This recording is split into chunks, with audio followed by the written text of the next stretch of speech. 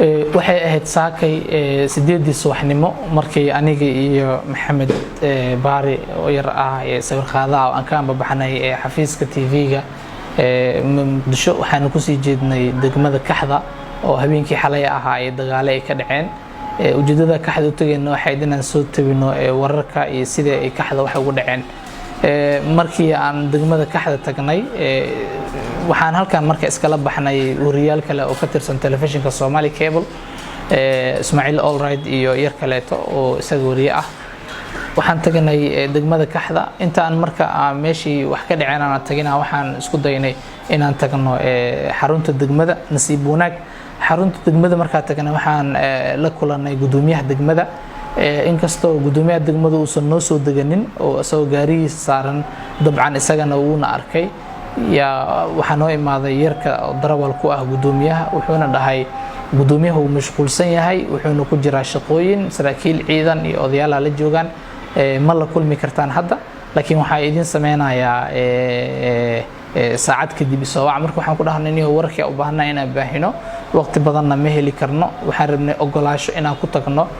xarunta saldhiga oo xalay dagaal uu ka dhacay inaan soo sawirno muuqaal ka soo duubno u baahanaa wiilka darawalkiisa ahaa wuxuuna dhahay gudoomiyaha uu mashquulsan yahay ma idin gudbin kari laakiin waxa idin xaqiijinaa mas'uuliyiin dawladda ka tirsan oo ciidan u badan iyo dad shacab ah iyo dadka guriyahooda oo dagaalkii xalay ku baaba'ayba saldhigay joogan warbaahintan u fasaxan tahay oo waa tay kartaan oo wariyaal kale idinka horeeyaa joogan sidii horta waxaan ku imaanay saldhiga markaan saldhiga imaanay saldhiga wuxuu ahaa meel burbursan oo iyada dhan baaba'san xaafado ku geedaamanaa kulli isagana sidoo kale wuu burbursanaa dad badanaa meesha buuxay oo dadka deegaanka ah burburka saldhiga dukumentiyadii iyo wixii isdhaxyaacsanna waxay dhaxyaaleen goobta saldhiga oo burbursaneed waxaan go'aansanay maadaama qof askarina ma joogin xitaa haddii ciidana meesha ku arki lahayn ogolaasho weydiisan lahayn anagoo oo walba ogolaasho ka wadana degmada laakiin wax qof askari ah meesha kumaynan arkin shaqadii sidii ku bilaabanay markaas waxaa naga tageen wariyaal kale oo hore u duubteen oo telefishino badan oo Universal iyo ay ka mid tahay telefishinka RTN iyagoo sii baxaya anaga tagnay markaas kalsooni badan aan gashay inaanay meesha anaga dad cadow ku arki doonin dib badan kuma arki doontaan sida dadkan u shaqeystaan idinkana video u sameysanaysaan waana ka tagi doontaan islahayn markii aan dhameysanay muuqaalada intooda badan dad goob joogayaalna wareysanay jawiga iyadoo caadi iska yahay waxa hal mar la maqlay oo meeshana soo gaaray gaadiid 3 cabdi bile oo ciidamada harmacad ee lahayeen markii meesha soo gaarna hal mar jawiga isbedelay waxay bilaabeen xabad iyo rasaas waxa dhacday markiiba in dadkii meesha joogay kala carraan qofkii gurigiisa oo burbursan alaab kala baxayay mid kaleeto oo islaha gurigaaga maxaa gaaray dadkii xalay saq dhex ka carray xaafado islaaso wixii fiirsada wixii oo dhan rasaasa oo looga qaaday marka anaga waxaan islahaa runtii waa carray dadkii ordaya ka mid ahaa waxaan isdahay tuun badanna uu nagu jiray meel xalay dagaal ka dhacnay way ahayd xabada nagala dawriday markaan gadaal soo fiiriyay anoo carray waxaan arkay askari caadi qoran noogu soo taagay ani Maxamed oo isku dhinaca u ordaynay yar kaamiramanka ila socday oo xabada nagu riday markii aan askartana ay soo dhawaanayso xabadana ay nagu socotaan isdahay intaan ka badan hadaa orid waxa laga yaabaa inay rasaastan kugu dhacday istaag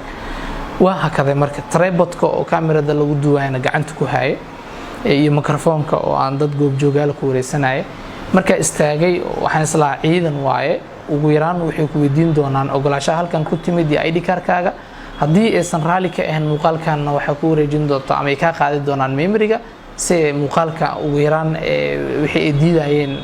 way dhacdaa marar qaar wariyaasha dhibaatooyinka magaalada ka jira ka mid tahay in marka meel wax ka duubtid lagu dhaho memory-ga keen ama keen xataa aysan ka sugin dhibaaxashii xoog laga qaato waxaas oo dhan ma dhicin waxa dhacday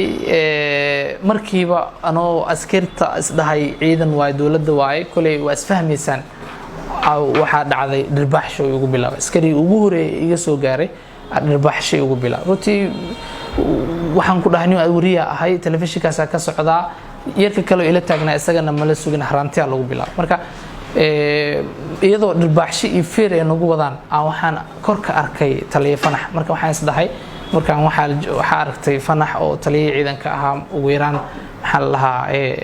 maslaxada la heli doonaa oo jirdil dambe intaan idinka ekaan doonaa isagiyaa noogu sii bilaabay marka qofku ugu horeeyay gacantu wuxuu ku watay alwaax oo masaabiir ay ku jiraan marka arkay oo anaa ku ordo dhahtali anagu riyaal aan nahay markaas wuxuu dhahay aflagaado iyo haraanti iyo wuxuu noogu bilaabay alwaaxi uu duudka iga dhuftay afgambiya u dhacay asa haraanti ugu bilaab marka dhowr haraanti oo fiira igu dhuftay ana dhulka jiifo maxamed oo waxaan islahaa marka ciidamada dawladda runtii waxaan islahaa waa arkay in badan magaalada ka shaqeynay maxaa la lahaa oo saxaafadda ku jiray wax tan iga darna nolosheedii ma soo marin taliyihii ay islahaa isaga ka celin doona ciidamada haraanti ugu bilaab meelaan isugu keenay aniga iyo all right yar wariye ah Soomaali Cable ka tirsan iyo Maxamed sidii ari camala meel inta nala soo galiyay ciidamada tan san niskayga kiidameen oo noo hareersameen fiir nagu bilaabeen iyo haraanti waxay doonaan nagu dhufteen markii saasna la yeelay waxa la dhahay indhaha ka xira sida dad oo nabadiid ah ama dad oo dawladda ka soo horjeedo la dagaalamayo kale public dadkii oo geedaha dadka dhan ay daawanayaan oo qaarna xabad lagu kala eriyo indhaha naga la xir waxaana la fariisiyay markii hore meel geed ah oo cadbilo hoostiisa markii dambe waxaana la hooska naga la wada meel bacaada ana la seexi marka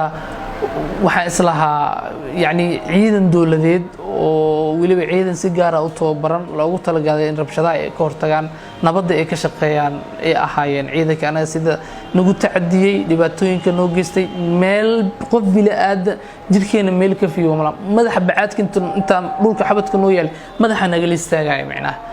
يعني waxyaabaha hadaladooda waxa ka maqlaa iyagoo dhahayo howlgalka waa dhameysanay laba saac bar subaxnimo howlgalka ka baxan marka baxnaya dib howlgalka noogu soo celiseen meesha in saxaafad imaat raali makanin waxdaad raali keen xitaa waxaan ku dhahay ma noo sheegtaan meesha ma rabna inaad duubtaan iska taga man dhaadan boo ay gacan noogu qaadaysan waxa dhacday arinta la yaabka leh ee cuqdada ugu badan nagilis waxay ahayd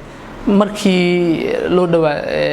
muddo 4 saacadood ka badan markii ay haysteen oo 2 saac ka badan xawadka dhulka oo noo yaalay Fanax uu soo laabtay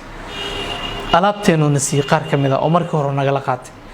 marka kaamirada qabtay memoryga kaamirada isla markii karaadii because wixii aan ku rafaaday waxaan isla way qaateen kaamirada memory ku arkay yani wixii cadeynaysa taas in si maana yani aan oo dilin hadii islahaayeen yeesan dhalinyaradan wariyaasha wax duwanin ugu yaraan memoryga tanay qaataan ama tirtir lahayn muuqaaladii meesha ka duwan sidii kaamirada ugu jiraan taas waxay cadeynaysaa marka inay cadowga ugu badan ay u arkaan inay wariyaasha ay yihiin يعني سيدا أنو لا دقمين تعديجي أنو جستين محل الله وحلا قياسي كرام الله سيدا دراديد دولة الصومالية حديب أي دولة جرتو مسؤولين الدولة وحكا صنايا وكعد صناينا أنو اللي يراد دبك جار أفكوذك وهلا إن ضدك دبك سنو جست عدالة الله هركان وحأوجه ريتليها أو فنح وهذا إذا ما ظهر معد مدحضوا نيكاسو نوجو تعدي سجاسحون أني شخصيا فيريه كوبود أسوأ وتفيره هرانتي إجلا تنتمعنا لبعضن مركب بدن ويستاجي أنا حبت كلول كيالو أنا محل ده ميل فديو هرانتي وقبلا دولة الصومالية وحكى عد صناعي سلاكيش عيدن ك مدح الدولة إن قف كستو عيدن كمان تنوجو تعدي دبك نوجستي أنا تضبط عمال إنما قرحة حبت كلول كنادي وحكى عد صناعي إن عدالة الله هركان السلام عليكم ورحمة الله وبركاته.